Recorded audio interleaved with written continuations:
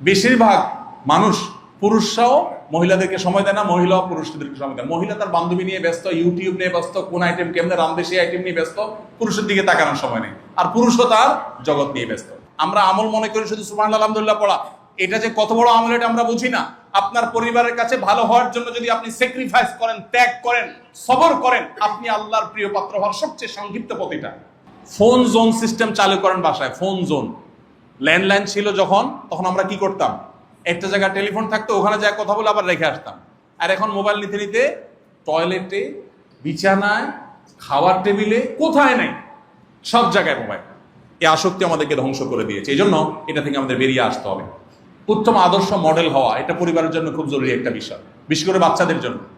বাচ্চারা কিন্তু শুনে শিখে না, তারা দেখে শিখে। বাচ্চারা কিতে শিখে? দেখে শিখে, শুনে শিখে না। লেকচার দিবেন লম্বা লম্বা, করবেন উল্টা পাল্টা, বোরে গালি দিবেন, বাচ্চা শুনবে গালিটা, ও কিন্তু গালিটাই শিখবে। মিথ্যা কথা বাচ্চার সামনে বলবেন, আর বাচ্চারা বলবেন বাবা মিথ্যা বলতে হয় না। তখন বাচ্চা মনে করবে যে এটা কথার কথা, মূলত ওইটাই করতে হয় যেটা বাপ করতেছে। একটি আদর্শ মুসলিম পরিবারের রূপরেখা কি হতে পারে, একটি আদর্শ মুসলিম পরিবারের উপাদানগুলো কি কি হওয়া উচিত, সে বিষয়ে আমি কিছু কথা আপনাদের সঙ্গে আলোচনা করতে চাই। আল্লাহ রাব্বুল আলামিন পৃথিবীতে মানুষের অস্তিত্ব, মানব সভ্যতা টিকিয়ে থাকার একমাত্র ব্যবস্থা রেখেছেন, যার মাধ্যমে তার নাম হলো পরিবার। পরিবার ব্যবস্থার মাধ্যমে পৃথিবীতে মানব সভ্যতা টিকে থাকবে। পরিবার ব্যবস্থা যদি হুমকির মধ্যে পড়ে, পরিবার ব্যবস্থা যদি ভেঙে পড়ে, তাহলে মানব সভ্যতা হারিয়ে যাওয়ার আশঙ্কা তৈরি হবে। পৃথিবীর যে সমস্ত দেশে পরিবার ব্যবস্থাকে খুব বেশি অ্যাপ্রিসিয়েট করা হচ্ছে না, বা পরিবার ব্যবস্থাকে নিরুৎসাহিত করা হচ্ছে, ভেঙে ফেলার চেষ্টা করা হচ্ছে, সেই দেশগুলোতে মানুষের জন্মের হার কমতে কমতে এমন পর্যায়ে এসেছে, প্রত্যেকটা উন্নত দেশ মানুষের জন্মের হার স্বাভাবিক রাখবার জন্য প্রাণান্তকর চেষ্টা করছে, কিন্তু কোনোভাবেই মানুষের জন্মের হার তারা স্বাভাবিক করতে পারছেন না। পৃথিবীর এমন উন্নত দেশ একটাও পাওয়া কঠিন হবে যে দেশে সন্তান জন্মের জন্য প্রণোদনা দেওয়া হয় না। কদিন আগে পত্রিকা দেখেছি যে কোনো এক দেশ রাতে নেট কানেকশন বন্ধ করে দিচ্ছে, বিদ্যুৎ বন্ধ করে দিচ্ছে, শুধুমাত্র মানুষের জন্মের হার স্বাভাবিক রাখবার প্রয়োজন। প্রত্যেকটা উন্নত দেশ মা বাবাকে টাকা পয়সা দিচ্ছে, যে একটা বাচ্চা হলে এত টাকা পাবা মাসে, দুইটা হলে এর বেশি পাবা, তিনটা হলে আরো বেশি পাবা, কিন্তু কাজ হচ্ছে না। কারণ পরিবার ব্যবস্থাকে তারা একটা সময় নিরুৎসাহিত করেছে, এমন পথে হেঁটেছে, মানুষ সন্তান জন্ম দেওয়ার প্রবণতা বা পরিবার ব্যবস্থার যে প্রবণতা, এটা থেকে মানুষ সরে গেছে। মানুষের টেন্ডেন্সি এবং প্রবণতা যখন একবার পরিবর্তন হয়ে যায়, সেটা দ্বিতীয়বার ফিরে আনা এত সহজ নয়। এই জন্য দেখবেন ইসলামী দণ্ডবিধিতে যত অপরাধের শাস্তির কথা আছে, ইসলামী শরিয়া বা বিচার ব্যবস্থা যদি থাকে, তখন সবচেয়ে কঠোর শাস্তি, ইসলামের চেয়ে কঠোর কোনো শাস্তি নেই, যে শাস্তি রাখা হয়েছে যদি কোনো বিবাহিত মানুষ ব্যভিচারে লিপ্ত হয় তার জন্য। এর জন্য যে নির্মম, যে করুণ শাস্তির কথা বলা হয়েছে, এত করুণ এবং নির্মম শাস্তি অন্য কোনো কিছুর ব্যাপারে বলা হয় নাই। কারণ এই ব্যভিচার যদি ব্যাপক হয়, তাহলে সমাজ থেকে মানুষ হারিয়ে যাবে, মানব সভ্যতা হুমকির মধ্যে পড়বে। পৃথিবীর প্রত্যেকটা উন্নত দেশ বাহির থেকে তরুণদেরকে ওয়েলকাম করছে। আমাদের দেশে যে সমস্ত এম্বাসি গুলো বসে আছে, উন্নত দেশের যে সমস্ত এম্বাসি গুলো বসে আছে, আপনি অবাক হবেন, এমন অনেক দেশ আছে যেই দেশের এম্বাসিতে আপনি একজন প্রতিষ্ঠিত ব্যবসায়ী হয়ে ভিজিট ভিসার আবেদন করেন, রিফিউজ হতে পারে, কিন্তু মোটামুটি ইংলিশ মিডিয়াম পড়ুয়া বা জেনারেল মিডিয়াম পড়ুয়া কোন একজন ভালো স্টুডেন্ট যদি স্টুডেন্ট ভিসার জন্য দাঁড়ায়, তাহলে রিফিউজ হওয়ার সম্ভাবনা খুবই কম।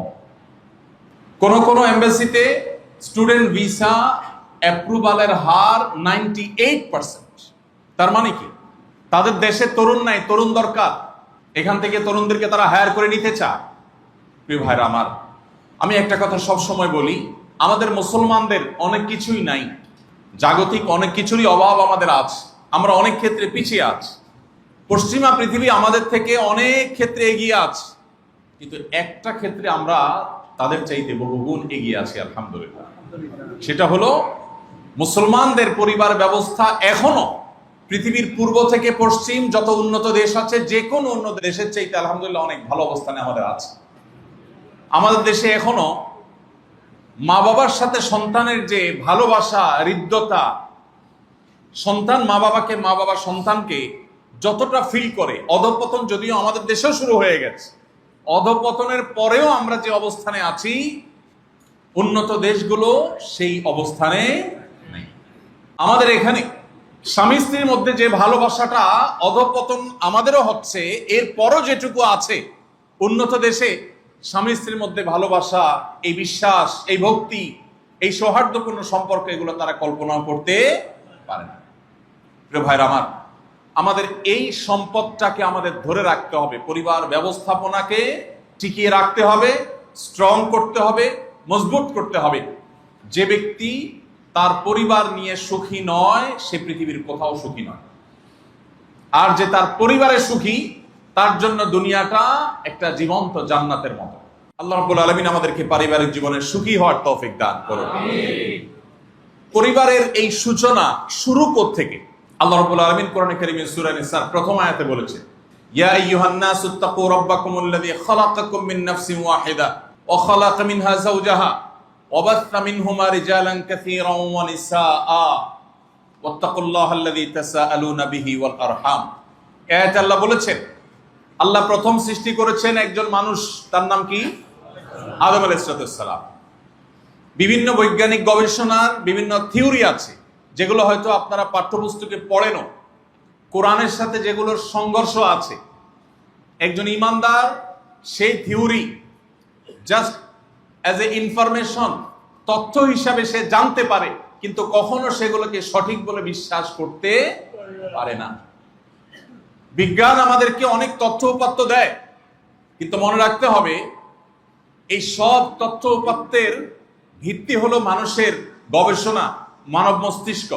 আর মানব মস্তিষ্কের সৃষ্টিকর্তাকে আল্লাহ রাব্বুল আলামিন। মানুষের মস্তিষ্ক, মানুষের ইন্দ্রিয় সবসময় সঠিক তথ্য দেয় না। অনেক সময় সঠিক তথ্য দেয়, অনেক সময় ভুল তথ্য দিতে পারে, কিন্তু আহকামুল হাকিমিন আল্লাহ রাব্বুল আলামিনের সকল ইনফরমেশন সকল ভুলের ঊর্ধ্বে। অতএব একজন ইমানদারের গভীর বিশ্বাস থাকতে হবে, দৃঢ় বিশ্বাস থাকতে হবে যে মানুষকে আল্লাহ সৃষ্টি করেছেন কোত্থেকে? মাটি থেকে। প্রথম মানব সন্তান, তার নাম কি? আদম আলাইহিস সালাম, আদি পিতা, মানব জাতির পিতা আদম আলাইহিস সালাম প্রথম নবী এবং প্রথম মানুষ। আল্লাহ বলেছেন এরপর তার থেকে তার স্ত্রী হাওয়া আলাইহিস সালামকে সৃষ্টি করেছে। তাহলে পরিবারের শুরু হলো আদম আলাইহিস সালাম থেকে তার স্ত্রী হাওয়ার মাধ্যমে। এরপরে তাদের উভয় থেকে আল্লাহ বলেছেন ওয়াবাসসা মিনহুমা রিজালান কাসীরান ওয়া নিসাআ, তাদের উভয় থেকে আল্লাহ তাআলা অগণিত পুরুষ এবং নারী সৃষ্টি করেছে। এই হলো পরিবার ব্যবস্থাপনার শুরু। নবী করিম সাল্লাল্লাহু আলাইহি ওয়াসাল্লামের একটা ঐতিহাসিক হাদিস আছে, আপনারা অনেকে শুনে থাকবেন। সেই হাদিসটা হলো, আল্লাহ যখন আদম আলাইহিস সালামকে সৃষ্টি করে জান্নাতে রেখেছেন, জান্নাতে তো কোনো কিছুর অভাব নাই, আছে? ফার্সিতে একটা কবিতা আছে, জান্নাত আজা কে আজারে নবাশত কাসে রাবা কাসে কারে নবাশত। জান্নাত সেই জায়গা যেখানে কোনো কষ্ট থাকবে না, কারোর সাথে কারোর কোনো লেনাদেনা থাকবে না, সেখানে সুখই সুখ থাকবে। সেই জান্নাতে আদম আলাইহিস সালামকে আল্লাহ সৃষ্টি করে যখন রেখেছেন, আদম আলাইহিস সালাম জান্নাতের এত নিয়ামত পাওয়ার পরও তিনি কিছুটা অস্বস্তি, কিছুটা অভাব বোধ করছিলেন। একা একা তার নিঃসঙ্গতা ভালো লাগছিল না। এই যে মানুষ সামাজিক প্রাণী, মানুষ একা একা থাকতে পছন্দ করে না। যে মানুষটা সৃষ্টিগত জন্মগতভাবে ইন্ট্রোভার্ট কিসিমের, চুপচাপ কিসিমের, তারও একান্তে কিছু মানুষের সাথে কথা বলতে ইচ্ছা করে। একান্ত, শুধুই একা একা কেউ থাকতে চায় না। আদম আলাইহিস সালাম তার কাছে যখন নিঃসঙ্গতা অনুভব হচ্ছিল, আল্লাহ তাআলা তখন তার সঙ্গী হিসাবে সৃষ্টি করেছেন কাকে? হাওয়া আলাইহিস সালাতু ওয়াস সালাম। যখন স্ত্রী হাওয়া আলাইহিস সালামকে পেয়েছেন, তখন তার কথা বলার মানুষ হলো, সঙ্গী হলো তিনি। এই যে তার সাথে পথ চলা শুরু হলো, আগের সকল অভাব বোধ, সকল বোরিংনেস সব দূর হয়ে গেল। আল্লাহ তাআলা কোরআনে কারীমে বলেছেন, ওমিন আয়াতিহি আন খালাকা লাকুম মিন আনফুসিকুম আজওয়াজা। আল্লাহর নিদর্শনগুলোর মধ্যে থেকে একটা হলো তোমাদের থেকে তোমাদের জীবন সঙ্গিনীকে আল্লাহ তাআলা তৈরি করেছে। এর মানে আবার এটা না যে সকল স্বামীর হাড্ডি থেকে তার স্ত্রী তৈরি হয়েছে, এরকম একটা কথা আমাদের সমাজে প্রচলিত আছে। এটা না, প্রথম মানুষের ক্ষেত্রে এটা ঘটেছে, আর পরবর্তীতে আল্লাহ রাব্বুল আলামিন গোটা পৃথিবীর অন্য সমস্ত প্রাণীর মতোই মানুষের জীবনধারা অব্যাহত রেখেছেন। তো আয়াতে আল্লাহ বলেছেন, কেন আল্লাহ তাআলা তোমাদেরকে এই পরিবার দিয়েছেন? লিতাসকুনু ইলাইহা। দুই শব্দে আল্লাহ পরিবার ব্যবস্থাপনার উদ্দেশ্য বলেছেন। লিতাসকুনু ইলাইহা, পরিবার ব্যবস্থাপনার উদ্দেশ্যই হলো যাতে মানসিকভাবে তোমরা প্রশান্তিতে থাকতে পারো। এই জন্য যত কষ্ট মানুষ করুক, বেশিরভাগ মানুষই পরিবারের কাছে আসার পর তার কষ্ট একটু হলেও লাঘব করতে পারে। হ্যাঁ, আল্লাহর কিছু বান্দা বান্দি আছেন যে বাইরে তারা অনেক সুখে থাকে, ঘরে আসলে বরং অশান্তি। আছে না নাই? পরিমাণে খুবই কম, কিন্তু ওই অশান্তির মধ্যেও কিছু শান্তি আছে। শয়তান আমাদের কাছে ওইগুলাকে বড় করে দেখায়। বউয়ের সাথে, স্ত্রীর সাথে, ভাই বোনের সাথে, মা বাবার সাথে, পরিবারের লোকদের সাথে কিছু হলে শয়তান সেটাকে ফুলিয়ে ফাঁপিয়ে অনেক বড় করে দেখায়, আমাদের মেজাজ গরম হয়। কিন্তু আল্লাহ বলছেন যে পরিবার দেয়াই হয়েছে লিতাসকুনু ইলাইহা, যাতে পরিবারের কাছে গিয়ে তোমরা প্রশান্ত থাকতে পারো। আল্লাহ আমাদের সবাইকে সেই প্রশান্তির তৌফিক এবং নসিব করে। প্রিয় ভাইরা আমার, আল্লাহ বলেছেন ওয়াজআলা বাইনাকুম মাওয়াদ্দাম ওয়া রাহমাহ, পরিবারের মধ্যে আল্লাহ তাআলা অভূতপূর্ব অবর্ণনীয় ভালোবাসা এবং হৃদ্যতা দিয়ে দিয়েছে পরিবারের মধ্যে। এই পরিবারের হৃদ্যতা ভালোবাসা ছাড়া পৃথিবীতে কখনো মানুষ সুখী হতে পারে না। পৃথিবীর প্রত্যেকটা উন্নত দেশ উন্নতির চরম শিখরে তারা পৌঁছে গেছে। তাদের জীবনযাত্রা এত উন্নত যা আমরা হয়তো কল্পনাও করতে পারি না। তাদের এনভায়রনমেন্ট এত ভালো, পরিবেশ এত সুন্দর স্বচ্ছ যে একটু ধুলা নাই, ময়লা নাই, কালো ধোঁয়া নাই, কেউ কাউকে কষ্ট দেওয়া দেই নাই, অপরাধ প্রবণতা নাই, চুরি ডাকাতির ভয় নাই, খুন রাহাজানির ভয় নাই, রাস্তাঘাট পরিষ্কার স্বচ্ছ, নাগরিক সুযোগ সুবিধা এত বেশি যে বলার মতো না। সবই ঠিক আছে, কিন্তু শান্তি নেই। ঠিক না ঠিক? একটু খোঁজ খবর নেন, একটু গুগল করেন, একটু অনলাইনে সার্চ করেন, আপনি দেখবেন যে পৃথিবীর সমস্ত উন্নত দেশগুলোতে মানুষ প্রতি বছর আত্মহত্যার প্রবণতা তাদের বাড়ছে, ডিপ্রেশন এবং ফ্রাস্ট্রেশনে ভুগছে, শান্তি নাই। শুধু তারা না, আমাদের দেশেও যাদেরকে আমরা মনে করি অনেক এলিট, যাদেরকে আমরা মনে করি অনেক অভিজাত, যাদের দেখি টাকা পয়সার অভাব নেই, কিন্তু খোঁজ খবর নিয়ে দেখেন আপনার চাইতে সুখ তাদের কম আছে, মানসিক শান্তি তাদের কম আছে। এখন মুশকিল হলো দুনিয়াটা হয়ে গেছে অভিনয়ের দুনিয়া। কিসের দুনিয়া? অভিনয়। সবাই সুখের অভিনয় করে, প্রকৃত সুখে থাকা মানুষের পরিমাণ খুবই কম। ওই কুড়ে ঘোড়া থাকা মানুষটা যখন হাসি মুখে আপনার সাথে কথা বলে, এই হাসিটা অভিনয় ছাড়া, এটা নির্মল, এটা স্বচ্ছ, এটাতে কোনো নাটক নাই, ভনিতা নাই। কিন্তু অনেক অভিজাত, অনেক সম্পদশালী, অনেক রিচ মানুষ আছেন যারা হাসে, কিন্তু এই হাসির পিছনে অনেক বেদনা লুকিয়ে থাকে। প্রিয় ভাইরা আমার, এই জন্য আমাদেরকে ইসলাম বলেছে পরিবারের মধ্যে সুখ খোঁজবার জন্য আমরা যেন এমন পরিবার গঠন করি যেই পরিবারের মধ্যে সুখ থাকে, শান্তি থাকে। আমরা সবাই সেটা প্রত্যাশা করি তো ইনশাআল্লাহ? আল্লাহ আমাদের সবাইকে সেই তৌফিক দান করুন। প্রিয় ভাইরা আমার, আম্মা জান আয়েশা রাদিয়াল্লাহু তাআলা আনহা বর্ণিত একটি হাদিস আমি তেলাওয়াত করেছি, তিরমিজিতে বর্ণিত হয়েছে। নবী সাল্লাল্লাহু আলাইহি ওয়াসাল্লাম বলেছেন, খায়রুকুম খায়রুকুম লি আহলিহি, তোমাদের ভিতরে সবচেয়ে ভালো সে যে তার পরিবারের কাছে ভালো বা পরিবারের জন্য ভালো। পরিবারের জন্য যে ভালো সে সবচাইতে আল্লাহর কাছেও ভালো। আর নবীজি বলেছেন, ওয়া আনা খায়রুকুম লি আহলি, আমার পরিবারের জন্য আমি তোমাদের যে কোনো কারোর চাইতে আমি ভালো, পরিবারের জন্য আমি সবচেয়ে কল্যাণকামী, তাদের সাথে সবচেয়ে ভালো। অনেক যুবক আছেন এখানে, অনেক ভাই আছেন এখানে যারা অন্য সবার সাথে ভালো ব্যবহার করেন, শুধু পরিবার ছাড়া। আছেন না নাই? সবচাইতে ঝাড়ি মেরে কথা বলার রাইট আছে বলে মনে করি আমরা কার সাথে? মায়ের সাথে আর বউয়ের সাথে। ঠিক না ঠিক? যার কাছে ঝাড়ি দেওয়া চলে যৌক্তিক কারণেও অযৌক্তিক কারণেও। বেজার লাগছে বাইরে রিকশাওয়ালার সাথে, আইসা ঝাড়িটা দিচ্ছেন কারে? বউরে বা মাকে। ঠিক না ঠিক? ভালো মুসলমানের আলামত, পুরুষ বলেন মহিলা বলেন, এই জায়গাটাতে আমরা সবচেয়ে দুর্বল হয়ে গেছি। শয়তান জানে আমরা আল্লাহর কাছে প্রিয় পাত্র হতে পারবো কিভাবে। আপনি যদি আল্লাহকে খুশি করতে হয় তাহলে আপনার পরিবারের সাথে আপনার সম্পর্ক ভালো করতে হবে। পরিবারের সাথে রক্ত সম্পর্কীয় মানুষগুলোর সাথে সম্পর্ক খারাপ আর জগতের সবার কাছে ভালো, এই ভালোর মূল্য আল্লাহর কাছে নেই। অতএব একজন মানুষ আদর্শ পরিবার গঠন করবার সংগ্রাম চালানো, এটা একজন ইমানদার হিসাবে আমাদের অন্যতম কর্তব্য। আমরা যদি পরিবারকে যদি ভালো এবং আদর্শ করতে পারি তাহলে সমাজ আদর্শ সমাজ হয়ে যাবে। আজকে যে পরিমাণ সমাজে আমরা অনাচার দেখি, নীতিহীনতা দেখি, দুর্নীতি দেখি, অন্যায় দেখি, এই সবগুলোর কারণ হলো পরিবার। পরিবার থেকে যদি এগুলোর প্রশ্রয় দেওয়া না হতো, এই যে দুর্নীতির সয়লাভ সারা দেশে হয়ে গেছে, প্রত্যেকটা জায়গায় দুর্নীতিতে আমরা ধ্বংস হয়ে যাচ্ছি। আমাদের পরে স্বাধীনতা অর্জন করা দেশে চাকর হিসাবে যাওয়ার জন্য আমরা সিরিয়াল ধরে বসে থাকতে হয় আমাদের মন্ত্রীরা। আমাদের দেশ থেকে লোকবল নেওয়ার জন্য, চাকর হিসাবে নেওয়ার জন্য বিদেশি মন্ত্রীদের কাছে গিয়ে ধর্ণা দিতে হয়, এমন সব দেশের কাছে যে দেশ আমাদের পরে স্বাধীনতা অর্জন করেছে। বাহিরে গেলে, বিদেশে গেলে দেখা যায় আমরা কোথায় দাঁড়িয়ে আছি আর অন্য দেশগুলো কোথায় চলে গেছে। এর অন্যতম প্রধান কারণ কি? দুর্নীতি, অনিয়ম।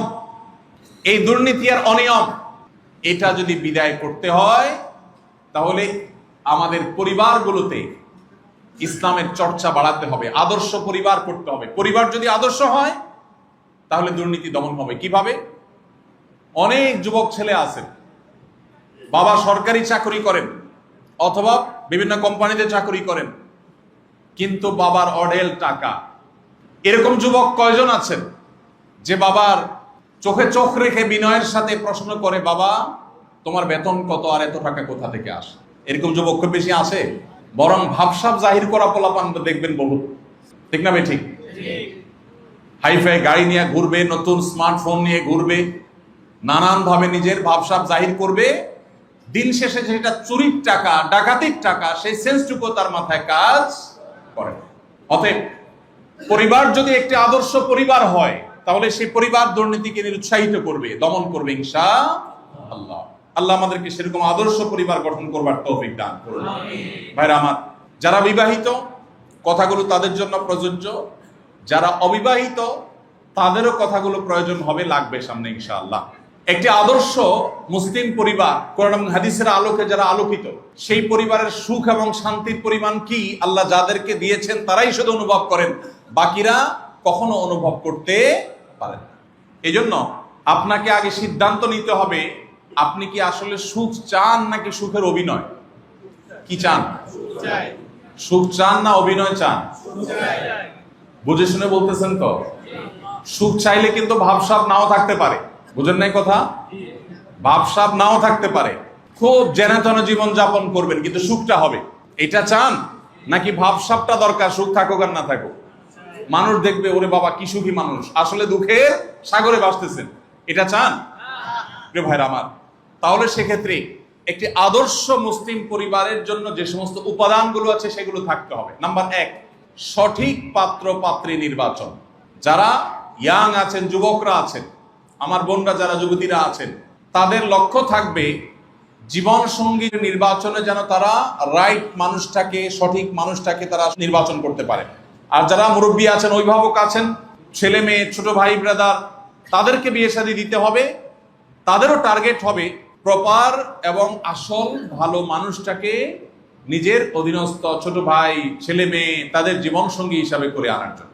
নবী করিম সাল্লাল্লাহু আলাইহি সাল্লাম বলেছেন, তুনকাহুল মারআতু লিআরবাঈন। 4টি জিনিস দেখে সাধারণত সমাজে বিয়ে শাদী করে মানুষ। এর ভিতরে 1 নম্বর কোনটা দেখে করে বলেন তো? হ্যাঁ, টাকা পয়সা। এটা হলো 1 নম্বর। সবচেয়ে বেশি দেখা হয় কিসে? টাকা পয়সা। যে টাকাওয়ালা হোক, বাকিটা আমি বুঝে নিব, ঠিক না? ঠিক। প্রিয় ভাই আমার, নবীজি বলেছেন সম্পদ দেখে বিয়ে করা হয় সমাজে সাধারণত, আবার কখনো রূপ লাবণ্য দেখে, কখনো বংশমর্যাদা দেখে, কার মেয়ে, কার ছেলে, কার মামু, কার খালাতো ভাইয়ের শালী, এটা বড় ব্যাপার। কারণ এটাতে কি আছে? ভাব আছে। ভাব কি আছে? ভাব। ভাব কিন্তু বেশিরভাগ ক্ষেত্রে কি? অভিনয়। ভেতরে কিন্তু তা না। এই যে বিয়ের ক্ষেত্রে কখনো টাকা পয়সা, কখনো রূপ লাবণ্য, কখনো বংশমর্যাদা, গৌরব, এগুলো দেখে মানুষ বিয়ে করে। নবীজি সাল্লাল্লাহু আলাইহি ওয়াসাল্লাম এই হাদিসের শেষে বলেছেন, ফাজফার বিজাতিদ্দীন। তোমরা ধার্মিকতা দেখে জীবন সঙ্গী নির্বাচন করবে। যদি এটা করতে পারো তাহলে তুমি সফল হবে, সাকসেস।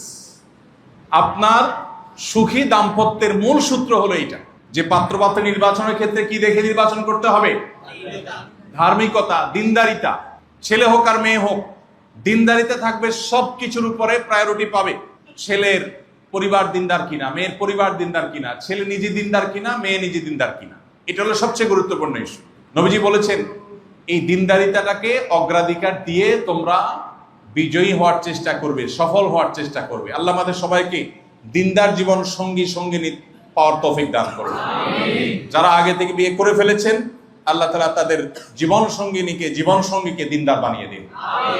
প্রিয় ভাইরা আমার, মানুষের রূপ লাবণ্য, মানুষের টাকা পয়সার গৌরব, বংশমর্যাদা, সামাজিক ভাবসাব, এগুলো সবগুলোই গৌণ। এগুলো আজ আছে কাল নাই। কিন্তু মানুষের পার্সোনালিটি, ব্যক্তিত্ব, তার মনুষ্যত্ব, তার ভালো গুণ, তার দিনদারিতা, এটা উপভোগ্য। এটা কখনো সাধারণত পরিবর্তন হয় না, মরণ পর্যন্ত এটা উপভোগ্য থাকে, এটাই টিকে থাকে, আর বাকি কোনো কিছুর কোনো গ্যারান্টি নাই। এই জন্য জীবন সঙ্গী নির্বাচনটা গুরুত্বপূর্ণ। কিন্তু বাস্তবতা হলো, নামাজ পড়তে পড়তে কপালে সিল লাগাই ফেলছেন, এরকম মুরব্বীও মেয়ে বিয়ে দেওয়ার জন্য পয়সাওয়ালা ছেলেই খোঁজে, সরকারি চাকরি খোঁজে, ঠিক না ভাই? ঠিক। মুখে সুবহানাল্লাহ আলহামদুলিল্লাহ পড়বে, সবই ঠিক আছে, কিন্তু বিয়ে দেওয়ার জন্য এরকম খুঁজবে যে ছেলে না, টাকার বস্তা দরকার। কি দরকার? টাকার বস্তা। ছেলের সাথে বিয়ে দিতে রাজি না, কার সাথে দিবে? টাকার বস্তার সাথে। এই জন্য সংসারগুলো খুব ভালো যাচ্ছে তো, কি বলেন? ঘরে ঘরে অশান্তি আছে না নাই? প্রিয় ভাইরা আমার, মুশকিল হলো আল্লাহ তাআলা দুনিয়াটাকে এমন ভাবে তৈরি করেছেন, নবীজি সাল্লাল্লাহু আলাইহি সাল্লাম বলেছেন, আদ-দুনিয়া হুলওয়াতুন খাদিরা। দুনিয়াটাকে এমন ভাবে আল্লাহ তাআলা উপস্থাপন করেছেন, এটা খুব আকর্ষণীয়, খুব লোভনীয়, দেখতে খুবই আকর্ষণ অনুভব হয়, কিন্তু এটাকে অন্তঃসার শূন্য করে রেখেছেন আল্লাহ তাআলা, এর মধ্যে শান্তি রাখেননি। এটা মরিচিকার মতো, মানুষ যতক্ষণ হাতের নাগালে না পাইছে ততক্ষণ পর্যন্ত মনে করে কি জানি কি, এই জন্য পাওয়ার জন্য মরিয়া থাকে। প্রিয় ভাইরা আমার, আমরা পাত্র পাত্র নির্বাচনের ক্ষেত্রে যদি দিনদারিতাটাকে অগ্রাধিকার দেই, তাহলে আমাদের শান্তির ফয়সালা আল্লাহ তাআলা করবেন ইনশাআল্লাহ। এখন দিনদারিতার ডেফিনেশনটা কি ভাই? এটা আরেক মুশকিল। আমরা অনেকে মনে করি ছেলে মাশাআল্লাহ পাঞ্জাবি জুব্বা পরে, নামাজ কালাম পড়ে দিনদার হয়ে গেছে, মেয়ে মাশাআল্লাহ বোরকা পরে দিনদার হয়ে গেছে। দিনদারটা এত সহজ বিষয় না। প্রকৃত দিনদারিতা হলো আল্লাহর কাছে নিজেকে পরিপূর্ণভাবে সারেন্ডার করা। কোরআন এবং হাদিসের সামনে আর কোনো কথা নাই তার, সে নিজেকে সমর্পণ করে দিছে, এগুলো আসল দিনদার। এই মানুষ পাওয়া যায় খুব কম। লেবাসদারে দিনদার বহু আছে, ইবাদতে দিনদার বহু আছে, আচার আচরণে, কায় কারবারে, জীবন মরণ সবকিছু আল্লাহর জন্য উৎসর্গ করে দিয়েছে, আল্লাহর কথার বাইরে সে কোথাও চলতে রাজি না। এটা হলো আসল দিনদার। এই মানুষ কিভাবে চিনবেন? লেবাস দেখে তো মানুষ বোঝা যায় না। এটা চেনার সবচেয়ে বড় উপায় হলো সে কাদের সাথে উঠা বসা করে, তার ছোটবেলা থেকে কাদের সাথে চলাফেরা, কাদের সাথে উঠা বসা, তাদের রিপোর্ট নেওয়া, এটা সবচেয়ে গুরুত্বপূর্ণ। আরো বিভিন্ন ভাবে আমরা এটাকে এনশিওর করতে পারি। মেয়ের বাবারা যারা আছেন, আপনাদেরকে বলতে চাই, দিনদার ছেলে খোঁজার জন্য ফজরের নামাজে সামনের কাতারে থাকা যুবকগুলোকে খুঁজে বের করেন। ফজরের নামাজে সামনের কাতারে কনকনে শীত উপেক্ষা করে যে যুবক নামাজ পড়তে আসে, এই ছেলে দিনদার হওয়ার সম্ভাবনা জোরালো। ঠিক একইভাবে একজন মেয়ে পার্থিব কোনো লালসা যার নাই, এ হলো দিনদারিতার সবচেয়ে বড় মার্কা মেয়েদের ক্ষেত্রে।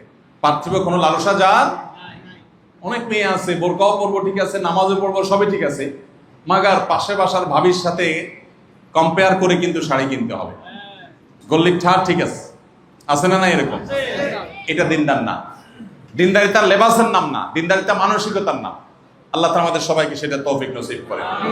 প্রিয় ভাইরা আমার, আমাদের অফিসে একটু আগে আলোর ভাই বলছিলেন, আসন্না ফাউন্ডেশনে আমাদের যে কল সেন্টার আছে, প্রতিদিন সকাল 8টা থেকে রাত 10টা পর্যন্ত অনেক লোক কল সেন্টারে সারা দেশের, দেশের বাইরের বিভিন্ন জায়গা থেকে মানুষ আসে, টেলিফোনের জবাব দেয়।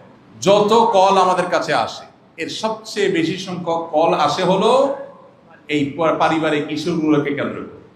শান্তিতে নাই মানুষ, বিচার এবং দরবার করতে হয় আমাদেরকে। এরকম মানুষ অগণিত সমাজে। আমি এই জন্য শুরুতে বলেছি, এই সমাজের বেশিরভাগ মানুষ সুখের অভিনয় করে, প্রকৃত অর্থে এরা সুখী না। কিন্তু যে ব্যক্তি আল্লাহর গোলামীর সিদ্ধান্ত নিয়েছে, আল্লাহর কসম করে বলি, এই ব্যক্তির সুখ চূড়ান্ত হয়ে গেছে। এমন কি সে যদি তার পরিবারে সুখ নাও পায়, তার সান্ত্বনা আছে, সে জানে সে সবর এবং ধৈর্যের বিনিময়ে আল্লাহর কাছ থেকে সুখ পাবেই পাবে। টুমোরও সে আল্লাহর কাছ থেকে আজর পাবে ইনশাআল্লাহ। এই একটা জিনিস ওই ব্যক্তিকে যে সুখ দেয়, আর দুনিয়ার সমস্ত সম্পদ, পদমর্যাদা, ভাবসাব, এই সব কিছু হাসিল করার পরও একজন মানুষ সুখ নাও পেতে পারে। এই জন্য আমরা দোয়া করি আল্লাহ তাআলা আমাদের যুবক ভাইদেরকে, যুবতী বোনদেরকে দিনদার, আল্লাহ ভীরু, প্রকৃত অর্থে আল্লাহর কাছে নিজেকে সঁপে দিয়েছেন। আল্লাহ বলেছেন আর কোনো সে নাই, আল্লাহ রসুল বলেছেন আর কোনো সে নাই, আর কোনো কথা নেই, এইরকম জীবন সঙ্গী সঙ্গিনী পাওয়ার তৌফিক আল্লাহ তাআলা দান করুন। এটার জন্য কিছু আমল করতে হবে, শুধু এখানে বসে বসে আমিন বললে হবে না। বলবো আমল। আমি আমার ছাত্র জীবন থেকে আমলটা করতাম। বুঝজ্ঞান হওয়ার পর যখনই বুঝছি যে বিয়ে শাদিত জীবন একদিন করতেই হবে, সো এই আয়াতের সাথে কোরআনের কারিমের সূরা ফুরকানের ৭৪ নম্বর আয়াতের সাথে যেদিন পরিচিত হলাম, ওই দিন থেকে আয়াতটাকে আঁকড়ে ধরলাম। সকল দোয়ায় আল্লাহর কাছে কায়মন বাক্যে চাওয়া শুরু করলাম। আয়াতটা জানেন তো যুবকরা? শুধু যুবকরা না, এটা সবার, নারী পুরুষ, যুবক বৃদ্ধ, বিবাহিত অবিবাহিত সবার জন্য প্রযোজ্য। সবাই আল্লাহর কাছে এই দোয়া বেশি বেশি নিবেদন করবো। রব্বানা হাব লানা মিন আজওয়াজিনা ওয়া যুররিয়্যাতিনা কুররাতা আয়ুন ওয়াজআলনা লিল মুত্তাকিনা ইমামা। ও আমার রব, আমাকে এমন পরিবার দেন, স্ত্রী এবং সন্তান এরকম দেন যারা আমার চক্ষু শীতল করে দিবে, নয়ন জুড়িয়ে দিবে। আল্লাহু আকবার। আল্লাহর শব্দ, আল্লাহ নির্বাচিত শব্দ, আল্লাহ নিজে দোয়া শিখিয়ে দিয়েছেন। এই শব্দের রহস্য আপনি চিন্তা করেন। আমরা তো আল্লাহর কাছে ভুল দোয়া করি অনেক সময়। যুবকরা আমার কাছে চিঠি লেখে বা ওই যে কাগজ পাঠায়, প্রশ্ন লেখে, চিরকুট লেখে, হুজুর একটা মেয়েকে পছন্দ হয়েছে, এখন ওরেই পাওয়ার দোয়া করা যাবে কিনা, আল্লাহ এরেই চাই। অনেক পোলাপান এটা জানতে চায় যে আমি হারাম রিলেশন করব না, আমি দোয়া করব আল্লাহ আমি এটারই চাই, এই দোয়া করা জায়েজ আছে কিনা। তা আমি বলি দোয়া করা তো জায়েজ আছে, কিন্তু তুমি যেটাকে মনে করছো রাবেয়া বসরি, এটা তো সাক্ষাৎ শয়তান হতে পারে। পারে কি পারে না? তুমি পানিতে নামার আগ পর্যন্ত বুঝবা না কতদূর ভিজতেছে। অবিবাহিত পোলাপানের চোখে সবই ভালো লাগে, তার বেশিরভাগ ক্ষেত্রে ভালো মন্দ নিরূপণ করবার ক্ষমতা থাকে না। আর সবচেয়ে বড় কথা হলো অদৃশ্যের ইলিম, অজানার ইলিম শুধু কার আছে? আল্লাহর আছে। এই জন্য নির্দিষ্ট কোনো ব্যক্তির জন্য দোয়া না করে দোয়া করতে হয় কিসের জন্য? আল্লাহ আমি তোমার কাছে এমন জীবন সঙ্গী চাই, এমন জীবন সঙ্গিনী চাই যাকে দেখলে আমার অন্তর জুড়িয়ে যাবে, আমার অন্তর চক্ষু শীতল হয়ে যাবে, এরকম জীবন সঙ্গী চাই। সেটা কি আমি যেটারে পছন্দ করছি এটা দিয়ে দিবা নাকি আরেকটা দিয়ে দিবা, এটা তোমার ব্যাপার। আমার দরকার সেটা। আর পার্টিকুলার কোনোটা যদি চান, বহু ছেলে মেয়ে চয়েস করে বিয়ে করেছে, আছে না নাই? বিয়ের আগে কত মহব্বত, কত ভালোবাসার উতাল ফাতাল, কত সব ঢেউ তরঙ্গ, এরপরে চুলাচুলি, আছে না নেই? এজন্য আল্লাহ তাআলা দোয়া শিক্ষা দিয়েছে। আপনি যদি মনে করেন, ছেলে হিসাবে মনে করেন আল্লাহ সুন্দরী, রূপসী, সম্ভ্রান্ত পরিবারের মেয়ে চাই, দোয়াটা সঠিক হবে? কেন? এই সব কিছু ঠিক থাকার পরে হতে পারে আল্লাহ না করুন এমন মেয়ে যার চরিত্রের সমস্যা আছে, হতে পারে না? আল্লাহ আপনাকে একটা সন্তান দিয়েছেন, সন্তান দেখতে ফুটফুটে সুন্দর কিন্তু মেধাবী না, অথবা মেধাবী দেখতে খারাপ, অথবা দেখতে ভালো মেধাবী কিন্তু বড় কোনো রোগ তার শরীরে আছে। এগুলো কোনোটা কি আমাদের অন্তর জুড়াবে? প্রিয় ভাইরা আমার, এই জন্য আল্লাহ তাআলা এমন এক শব্দ শিখিয়েছেন যে এখানে সবকিছু চাওয়া হয়ে গেছে। এই দোয়া আপনি নিবেদন করেন, সব চাওয়া হয়ে যাবে। আল্লাহ এমন সন্তান, এমন জীবন সঙ্গী সঙ্গিনী চাই, যে জীবন সঙ্গী সঙ্গিনী, যে পরিবার আমার চোখ জড়িয়ে দিবে, অর্থাৎ তার সব দিক থেকে সে পারফেক্ট হবে। তাহলে এই দোয়াটা আপনি যদি নিয়মিত করেন, এই দোয়ার শেষ অংশে আল্লাহ শিখাচ্ছেন ওয়াজআলনা লিল মুত্তাকিনা ইমামা, আর আমার পরিবারের সদস্যদেরকে আপনি, আমাদেরকে আপনি মুত্তাকিদের ইমাম বানায় দেন। ভাইরা আমার, যারা দ্বীনের সাথে পরিপূর্ণভাবে পরিচিত না, তারা দিনদার ফ্যামিলিগুলো, যেখানে স্বামী স্ত্রী দিনদার, ছেলে মেয়ে আল্লাহকে বুঝে, আল্লাহর কাছে সারেন্ডার করেছে, আত্মসমর্পণ করেছে, প্রকৃত অর্থে মুসলমান হয়েছেন, এই মানুষগুলোর জীবনে সুখ শান্তি আল্লাহর কসম আপনি কল্পনাও করতে পারবেন না। আল্লাহ তাআলার কাছে লাখো কোটি শুকর, আল্লাহ আমাদেরকে সেই নেয়ামত দিয়েছেন। সেই নেয়ামত আমরা প্রতি মুহূর্তে অনুভব করি, আর আফসোস করে সেই মানুষগুলোর জন্য যারা সুখের অভিনয় করে। সুখের কি করে? অভিনয় করে। ফেসবুকে দাঁত বাইর করে দোনোজন ছবি পোস্ট করতেছে, এরপরে যাইয়া চুলাচুলি শুরু, আছে না নাই? এজন্য সঠিক মানুষ নির্বাচনের জন্য সবকিছুর উপরে দিনদারিতাকে অগ্রাধিকার দিতে, যুবকরা সে দিনদার মানুষ পাওয়ার জন্য শুধু এই দোয়া পড়লেও হবে না, আরেকটা কাজ করতে হবে, সেটা হলো নিজেদেরকে দিনদার হতে হবে। নিজেদেরকে কি হইতে হবে? অনেক ছেলে আছে দুনিয়ার হারাম সম্পর্ক করবে মেয়েদের সাথে, আর মহিলা মাদ্রাসার প্রিন্সিপালের সাথে যায় বাইল করবে, খাতির করবে, হুজুর আপনার ভালো ছাত্রীটা কিন্তু আমার জন্য রাখেন। আছে না নাই? অনেকে আছে আকাম করার বেলা উস্তাদ, কিন্তু বউ হিসাবে নির্বাচনের জন্য আবার ঠিকই একটা দিনদার পাত্রী চায়। অনেকের কপালে পড়ে যায়, আর বেশিরভাগই নসিবে হয় না। এই জন্য ভাইরা, আল্লাহর কাছে নিজেদেরকে দিনদার আর মুত্তাকি হিসাবে গড়ে তুলতে হবে। আল্লাহ আমাদের সবাইকে সেই তৌফিক দান করুন। তাহলে একটি আদর্শ মুসলিম পরিবারের প্রথম উপাদান হলো পাত্র পাত্রে নির্বাচনের ক্ষেত্রে সঠিক মানুষটা নির্বাচন করা। আর এখানে সঠিকতার মানদণ্ড হলো কি? দিনদারিতা, আল্লাহ ভীরুতা। আল্লাহ আমাদেরকে সেই তৌফিক দান করুন। মেয়েদের মধ্যে যদি অল্পে তুষ্টির গুণটা থাকে, খাই খাই ভাব না থাকে, ওই যে সে যদি আল্লাহর কাছে নিজেকে সারেন্ডার করে থাকে, তাহলে সে সমাজে অন্য ভাবিদের সাথে কম্পেয়ার করবে না। সে বরং ছাড় দিবে, ছাড় দিবে, ছাড় দিবে, তার কোনো ডিমান্ড থাকবে না। এবং এই জিনিসটাই একটা সুখী মুসলিম পরিবারের মূল সূত্র। এই জিনিসটা সহজে পাওয়া যায় না। মা বাবাদের কর্তব্য সন্তানদেরকে এগুলো দিয়ে শিক্ষা দেওয়া, বড় করা, এগুলো দিয়ে অভ্যস্ত করা। আমি একটা কথা সবসময় বলি, এখন বেশিরভাগ বাবা মার কাজ হলো ছেলে মেয়েকে ভোগবাদী বানানো। কিভাবে ভোগ করবে? ছেলে মুখ দিয়ে বলছে, মেয়ে মুখ দিয়ে বলছে, পাগল হয়ে গেছে ওটা দেওয়ার জন্য। আরে ভাই দেন, ঠিক আছে, ছেলে মেয়ের মুখে হাসি ফোটাবার চেষ্টা করেন, ঠিক আছে, কিন্তু ওদেরকে ত্যাগ শিখান, স্যাক্রিফাইস শিখান। 31st নাইট এসে আতশবাজি করার জন্য টাকা চায়, তারে বোঝান যে তোমার এই আতশবাজি বহু মানুষের কষ্টের কারণ হবে, এটা কোনো মনুষ্যত্ব নয়। তাকে বুঝান, সে যা চাইবে সব দেওয়ার মধ্যে কল্যাণ নাই। তাকে বুঝান যে মানুষ যা চায় সবকিছু পাইতে হয় না, পৃথিবী সবকিছু পাবা না, স্যাক্রিফাইস শিখো। আল্লাহ আমাদের সবাইকে সেই তৌফিক দান করুন। দ্বিতীয়ত, একটা মুসলিম পরিবারের, আদর্শ মুসলিম পরিবারের দ্বিতীয় উপাদান হলো স্বামী স্ত্রী এবং পরিবারের সব সদস্যরা আল্লাহর গোলাম হয়ে যাওয়া। কি হয়ে যাওয়া? আল্লাহর গোলাম হয়ে যাওয়া, মুত্তাকি হয়ে যাওয়া। আল্লাহর গোলামির মিনিং কি? শুধু নামাজ পড়লাম এটা আল্লাহর গোলামি না। অনেকে নামাজ পড়ে, পয়সার হিসাব ঠিকই আছে না নেই? পয়সা ছাড়া কিচ্ছু বুঝে না, মাগার সে কি করে?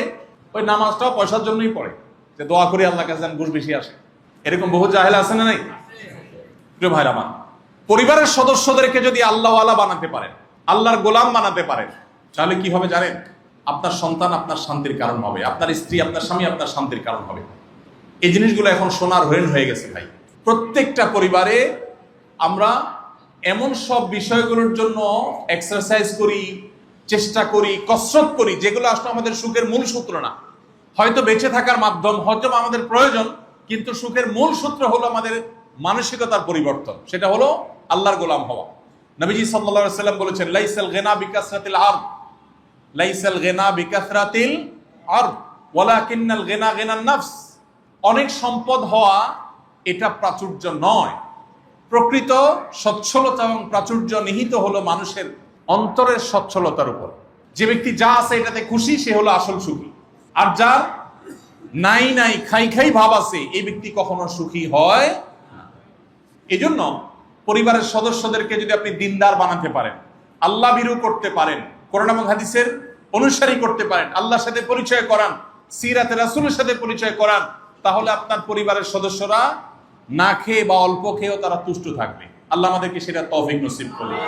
এই পরিবার এখন সোনার হরিণ হয়ে গেছে। যারা আগে থেকে বিয়ে শাদী করে ফেলেছেন, এখন হয়তো একজন দিনে আসছেন, আরেকজন আসেন নাই, স্ট্রাগল করছেন, ঘরে ঘরে এই সমস্যা আছে, তাদের একদিকে আল্লাহর কাছে চোখের পানি ফেলা উচিত। আবু হুরায়রা রাদিয়াল্লাহু আনহু সাহাবী, তার নাম তো শুনেছেন না?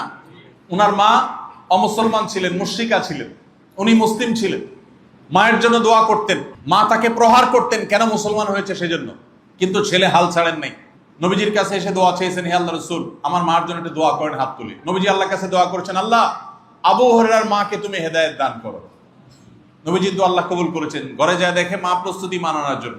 চোখের পানি ফেলে পরিবারের সদস্যদের জন্য দোয়া করতে হবে এবং তাদেরকে দ্বীনি পরিবেশ দিতে হবে। দ্বীনি পরিবেশ দিবেন, সন্তান দিনদার হবে। এমন পরিবারের সাথে মিশাবেন যে পরিবার দিনদার, যাদের মধ্যে দ্বীনের প্র্যাকটিস আছে, যারা খাই খাই করে না, যে পরিবারের ছেলে মেয়ে মোবাইল টিভি ছাড়া কিছু বোঝে না, যাদের মধ্যে স্মার্টফোনের আসক্তি আছে, যাদের মধ্যে নেটে পড়ে থাকার, ডুবে থাকার, গেমের মধ্যে বুঁদ হয়ে থাকার আসক্তি আছে, ওই সব পরিবারগুলো থেকে সন্তানকে বাঁচাবেন। ওটা ভাইরাস, সংক্রমণ করবে, আপনার সন্তানকে ধ্বংস করবে। বাঁচাবার চেষ্টা করবেন। আল্লাহ আমাদের সবাইকে সেই তৌফিক দান করুন। 3 নম্বর, একটি সুখী মুসলিম আদর্শ পরিবারের অন্যতম উপাদান হলো সুন্দরভাবে দিনাতিপাত করা, সুন্দরভাবে দিন যাপন করা, একে অন্যের হক আদায় করা, পরস্পরের হক সম্পর্কে সচেতন হওয়া। এখন গোটা পৃথিবীতে মানুষ অনেক বেশি অধিকার সচেতন, নিজের অধিকারের ব্যাপারে অনেক সচেতন। ডক্টর আব্দুল্লাহ জাহাঙ্গীর রহমাউল্লাহর নাম তো আপনারা শুনেছেন না? ডক্টর আব্দুল্লাহ জাহাঙ্গীর রহমাউল্লাহ ক্ষণজন্মা মনীষীদের একজন ছিলেন, ইসলামী বিশ্ববিদ্যালয় কুষ্টিয়ার প্রফেসর ছিলেন। তিনি বলতেন, আমরা এখন বেশিরভাগ মানুষ অধিকার সচেতন। ইসলাম আমাদেরকে বলেছে মূলত কর্তব্য সচেতন হতে। কি হতে বলেছে? কর্তব্য সচেতন। আমার অধিকার নিয়ে সচেতন আমি হতেই পারি, দোষের বিষয় না, কিন্তু তার চাইতে বেশি আমাকে কর্তব্য সচেতন হতে হবে। এখন দেখবেন সবাই বলে আমার অধিকার, এটা বলে না আমার কর্তব্য। একটা সুখী দাম্পত্যের জন্য বা সুখী পরিবারের জন্য এই জিনিসটা সবচেয়ে জরুরি বিষয় যে সবাই কর্তব্য সচেতন হবে। একজন সন্তান চিন্তা করবে আমি বাবা মার কি কি অধিকার আদায় করার আছে সেটা আমি আদায় করব। এখন দেখবেন ছেলে মেয়েরা, বাচ্চারা অভিযোগ তোলে যে আমার বাপে এটা করলো না, আমার মা ওটা করলো না, আমার হক নষ্ট করলো। হ্যাঁ, তারা যদি অন্যায় করে থাকে আল্লাহর কাছে তারা দায়ী থাকবে, বাট আমি সন্তান হিসেবে আমার কর্তব্যকে আমি সেটা দেখবো। ঠিক একইভাবে আমাদের কাছে প্রায় সময় দেখি প্রশ্ন দেয়, প্রশ্ন দেখে আমরা বুঝতে পারি এই প্রশ্ন কোত্থেকে আসছে। প্রশ্ন পড়ার পর বোঝা যায় যে এই প্রশ্নের সূত্র কি। অনেকে প্রশ্ন লেখে, হুজুর স্ত্রীর অধিকার নিয়ে একটু আজকে ওয়াজ করবেন। এই প্রশ্ন পড়ে আমরা বুঝতে পারি এটা কোনো মহিলার প্রশ্ন, কারণ উনি স্ত্রীর অধিকার নিয়ে ওয়াজ করতে বলছেন, মানে স্বামীরা আজকে নিয়ে আসছেন, আসামি হাজির। এখন হুজুর একটু আপনি ওয়াজ করে দেন যদি আমার জামাইটা মানুষ হয়ে যায়। আবার অনেকে প্রশ্ন লেখে, হুজুর স্বামীর অধিকার নিয়ে একটু কথা বলেন। এর মানে প্রশ্নটা করছে কে? পুরুষ। বউ আসছে আজকে ওয়াজ শুনতে, বউরে শোনাবে, এই জন্য সে তার কথা বলে। এইটা দেখা যায় না যে পুরুষ বলতেছে যে আমি একজন স্বামী, আমি আমার স্ত্রীর কর্তব্য কিভাবে আদায় করতে পারি, কি কি কর্তব্য আছে আমাকে জানায় দেন, যাতে কিয়ামত দিন আমার দাঁড়ায় থাকতে না হয়। এই মানুষ পাওয়া যায় না। যেই পরিবারে প্রত্যেকটা মানুষ কর্তব্য সচেতন হবে সেই পরিবারের শান্তি অবধারিত। আল্লাহ সেই পরিবারে শান্তি দিবেনই দিবেন। আপনি যদি বলেন যে না আমি কর্তব্য সচেতন কিন্তু আমার সঙ্গী কর্তব্য সচেতন না, অসুবিধা নেই। যিনি কর্তব্য সচেতন না তিনি আল্লাহর কাছে দায়ী থাকবেন, কিন্তু আপনি কর্তব্য সচেতন, আপনার শান্তি নিশ্চিত। আপনি দুনিয়াতে কিছুই পাচ্ছেন না, আল্লাহর কাছে পাবেন। অনেক বোনরা আমাদের কাছে আসেন, চোখের পানি ফেলেন, কান্নাকাটি করেন, ভাই অশান্তির মধ্যে আছি। কি হয়েছে? স্বামীটা অমানুষ, শাশুড়িটা অমানুষ, দেবরটা অমানুষ, ননদটা অমানুষ, সব অমানুষ। আছেন অনেক আল্লাহর বান্দাবান্দি এরকম। আবার অনেক ছেলে পুরুষরা আসেন যে ভাই আমার এই অসুবিধা। আমি বলি এই অসুবিধা, এই দুঃখের কি কোনো শেষ আছে না নাই? শেষ নাই। কিভাবে শেষ হবে বলেন? আর কিছু না হোক, মৃত্যু আসলেই তো শেষ। মরার পরে কি আপনাকে আর টর্চার করতে পারবে? সে পারবে না। তাহলে ইমানদারের সকল কষ্টের একটা শেষ আছে।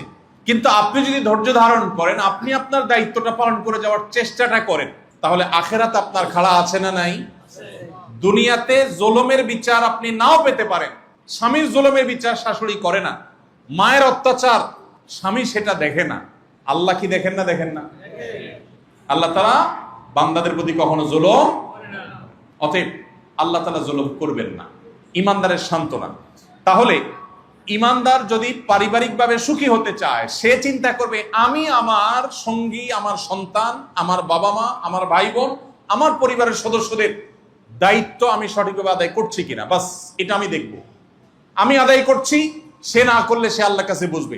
আমারটা ক্লিয়ার থাকলো, আমি সবসময় আমারটার যোগ বিয়োগ করতে থাকবো। আমরা সবাই এরকম কর্তব্য সচেতন হবো তো ইনশাআল্লাহ।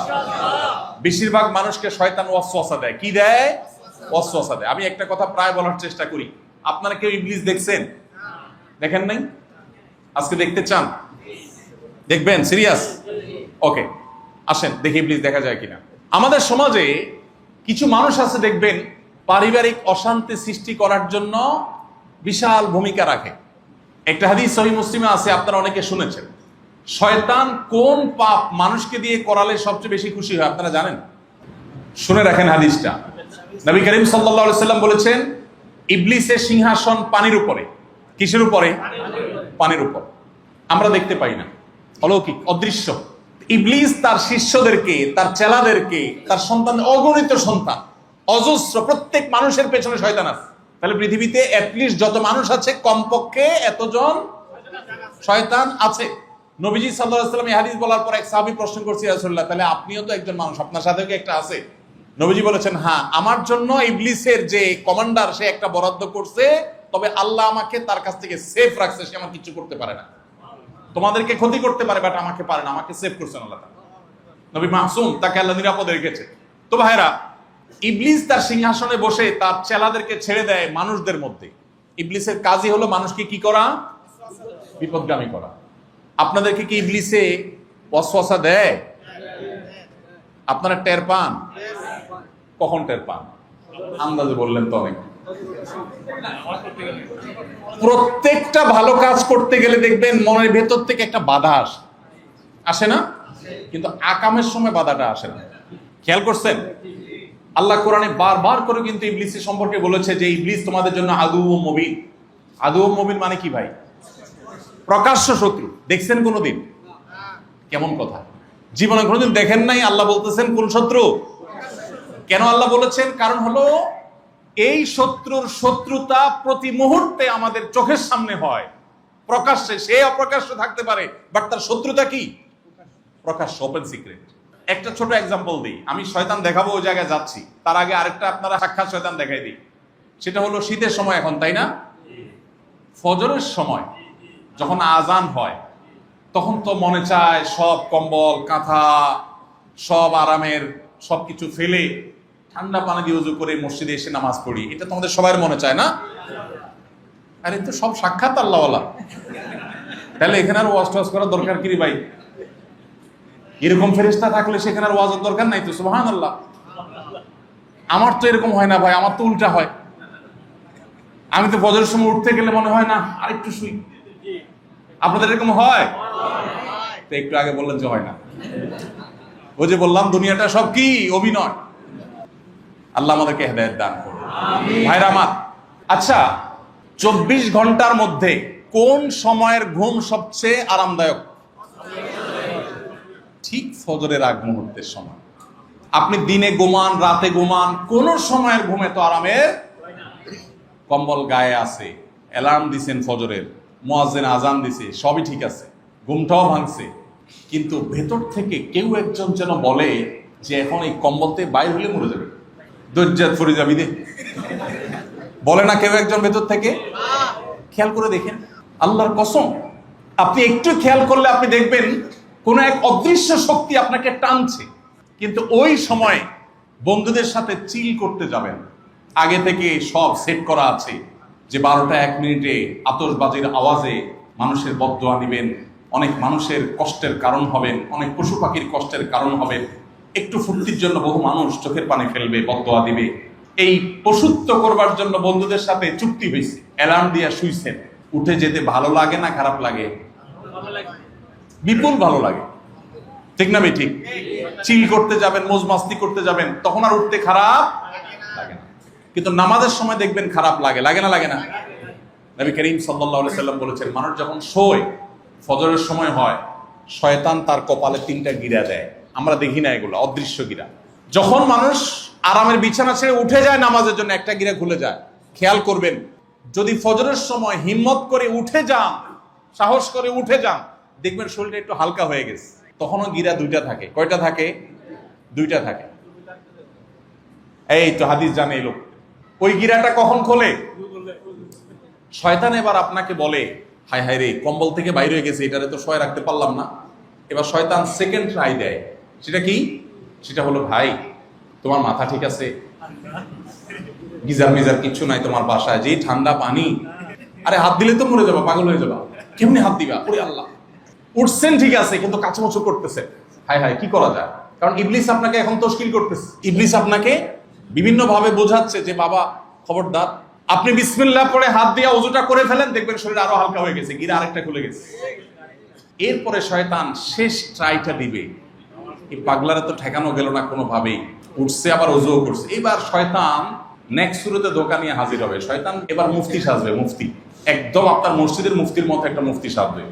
শয়তান এবার এসে বলবে, ভাই বুঝলাম নামাজ ফরজ পড়তে হবে, নাইলে আল্লাহ জাহান্নাম দিবে, উঠছো উজু করছো, সবই ঠিক আছে, কিন্তু তুমি কি মাসলা জানো বেশি ঠান্ডা বেশি কষ্ট হলে বাসায়ও পড়া যায়?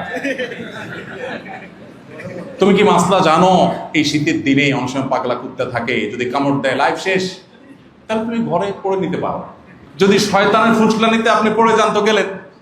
আর যদি হিম্মত করে বলেন না আল্লাহ ভরসা, শীতের কাপড় চোপড় পরে বের হয়ে গেছে, নামাজটা পড়ে যখন আপনি বের হবেন, ফজর নামাজটা পড়ে যখন আপনি বাসা যাবেন, আল্লাহর কসম, আল্লাহর নেয়ামত যদি আপনি উপলব্ধি করতে চান, যাদের এই স্বাদ আস্বাদন করার কপালে নসিব হয় নাই তারা একটু পরীক্ষা করে দেখেন। আর যাদের নসিব হয়েছে তারা বলতে পারবেন, নবীজি বলেছেন ফজর নামাজটা যখন সে পড়তে মসজিদে চলে আসে, তার শরীর থেকে তার কপাল থেকে 3 নম্বর গিরাও খুলে যায়, ফ্রেশ হয়ে যায়, ফাসবাহা নাশীতান নফস, তখন সে একদম ফ্রেশ মুড হয়ে যায়। আর যে ব্যক্তি ওই কম্বলে কাচমুচি করে শুয়ে থাকে বা শয়তানের প্ররোচনায় প্ররোচিত হয়ে যায়, নবীজি বলছেন সে আর উঠতে পারে না। সে হয়তো আরামের ঘুম ঘুমায়, কিন্তু এরপর সারাদিন ফাসবাহা খাবিসান নফস, তার মনের ভেতর থেকে এক ধরনের নোংরা ফিল হয় যে আমি নামাজটা পড়লাম না, ফজরটা নষ্ট করলাম, সে ভালো ফিল করতে পারে না। তো শয়তানের সাথে এই লড়াই কিন্তু হয়। ভারতের একজন কবি উর্দু ভাষায় বলেছেন, সম্ভবত কবি জিগর মুরাদ আবেদি বলেছেন, আরে ये कुश्ती तो है अमर भर की, कभी वो दबा ले कभी तू दबा ले। শয়তানের সাথে লড়াই তো আজীবনের, কখনো ও তোমাকে কাত করে ফেলবে, কখনো তুমি কাত করে ফেলবে। বাচ্চা কাচ্চাকে শয়তানের সাথে ফাইট শিখাবেন। গোটা কোরআনে আল্লাহ তাআলা ফাইট শিখাইছেন। আমরা শয়তানের আলোচনা করি না, শয়তানের ওয়াজ শুনেন এখন নাই, উদাও হয়ে গেছে। এটা শয়তানের বড় শয়তানি, হুজুরদের ওয়াজ থেকে নিজেরে আড়াল করে ফেলছে। যেই কোরআনের পাতা পাতা আল্লাহ শয়তানের কথা বলেছে, সেখানে আমরা ওয়াজ শয়তান নিয়ে কথা বলি না। এখন শয়তান জিনিসটা আমাদের জেনারেশনের কাছে অনেকটা কাল্পনিক হয়ে গেছে, নাউজুবিল্লাহ। অথচ শয়তানের অস্তিত্ব আছে এবং আমরা প্রতি মুহূর্তে অনুভব করি, বাট আলোচনা নেই। তো যেটা বলছিলাম, শয়তান কিন্তু সারাক্ষণ আমাদেরকে খারাপ কাজের পথে পরিচিত করে। আপনি দেখবেন মনে ভালো কাজের দিকে টানে না, আকামের জন্য ঠিকই টানে। এই জন্য সাক্ষাৎ শয়তান যদি দেখতে চান, ওই যে নবীজি বলেছেন সহিহ মুসলিমের হাদিস, যেটা বলছিলাম, শয়তান পানির উপরে তার সিংহাসন স্থাপন করে বলে, তার ইবলিস তার সদস্যদেরকে পাঠায় বলে, কে কি আকাম করে আসছো আজকে বলো। ওই যে সে তো শত্রু, আমাদেরকে জাহান্নামে নেওয়া হলো তার টার্গেট। আল্লাহ কোরআনে কারিমে কতবার কত জায়গায় শয়তান সম্পর্কে বলেছে। শয়তান বলেছে, হে আল্লাহ, শপথ করলাম তোমার যে তোমার বান্দাদের প্রতিটা হেদায়েতের মোড়ে দাঁড়িয়ে আমি তাদেরকে বসে বসে গোমরাহ করব। প্রত্যেক বান্দাকে গোমরাহ করবে, সিরাত মুস্তাকিমে বসবে শয়তান, বসে বান্দাকে গোমরাহ করবে। শয়তান টার্গেট করেছে।